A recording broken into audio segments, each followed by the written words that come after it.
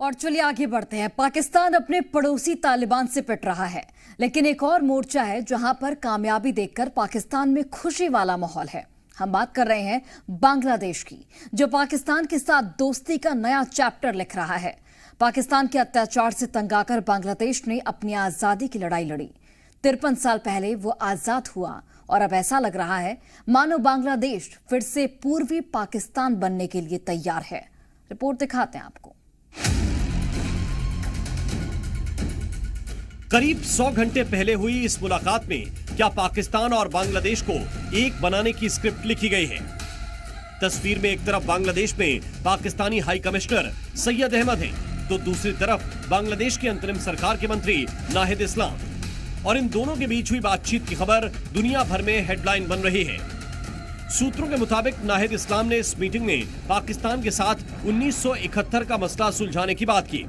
पिछले 53 सालों से पाकिस्तान बांग्लादेश के बीच 1971 की लड़ाई एक अहम मुद्दा रहा है। असल में 1971 की लड़ाई के बाद बांग्लादेश को पाकिस्तान से आजादी मिली थी और उससे पहले वो पाकिस्तान का ही एक हिस्सा था, जिसे पूर्वी पाकिस्तान के नाम से जाना जाता था। अब तक बांग्लादेश की सरकार पाकिस्तान से 1971 में हुए जुल्मों को लेकर माफी की मांग करती आई है, पर अब बांग्लादेश अपने इतिहास को भुलाकर फिर से पाकिस्तान के साथ रिश्ते बनाने की कोशिश कर रहा है। देखिए, बांग्लादेश की जो भी स्टेटमेंट्स आ रही हैं और वो पाकिस्तान से अपने रिश्ते बेहतर करना चाहते हैं, परंतु इसका मतलब ये नहीं है कि बांग्लादेश दोबारा ईस्ट पाकिस्तान बनना चाहता है। बांग्लादेश अपनी आइडेंटिटी ऑफ कोर्स नहीं छोड़ सकता, नहीं छोड़ेगा। एक देश बन गया, सॉवरेन नेशन है, परंतु हाँ, वो अपने रिश्ते पाकिस्तान से बैलेंस करना चाहता है। बांग्लादेश खुद पर हुए पाकिस्तान के अत्याचारों को भूलने की तैयारी कर रहा है और इसके संकेत बांग्लादेश में पाकिस्तानी उच्चायुक्त की ट्विटर टाइमलाइन पर भी दिख रहे हैं।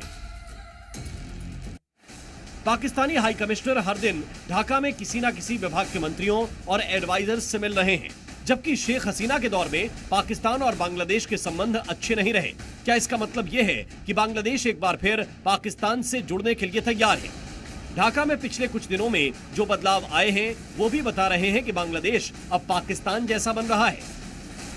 इस समय पाकिस्तान की तरह बांग्लादेश की सरकार भी हिंदू विरोधी है। इस्लामाबाद की तरह ढाका में भी एंटी इंडिया माहौल है। पाकिस्तान और बांग्लादेश दोनों में सेना के समर्थन से सत्ता चल रही है। ये दोनों देश अब अमेरिका के इशारे पर अपना मुल्क चला रहे हैं और पाकिस्तान की तरह ही बांग्लादेश की अर्थव्यवस्था भी डामाडोल है। यानी कुछ दिनों में बांग्लादेश सरकार भी कटोरा लेकर दुनिया के दूसरे देशों से मदद मांगती हुई दिख सकती है।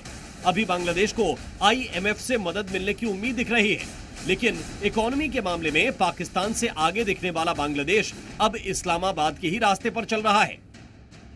हैरानी की बात है कि जिस तरह से पाकिस्तान की सरकार, सेना और जनता बांग्लादेश के संस्थापक शेख मुजीबुर रहमान से नफरत करती है, वही हाल अब ढाका का भी है। शेख हसीना के दौर में पाकिस्तानी उच्चायोग पर बांग्लादेश के चुनावों में दखल देने के आरोप लगे, जबकि नई अंतरिम सरकार अब पाकिस्तान हाई कमिश्नर के साथ मीटिंग को अहम बता रही है और कई अलग अलग मुद्दों पर एक दूसरे की मदद करने की बात कर रही है। क्या इस मदद के बहाने बांग्लादेश का पाकिस्तान में विलय हो जाएगा?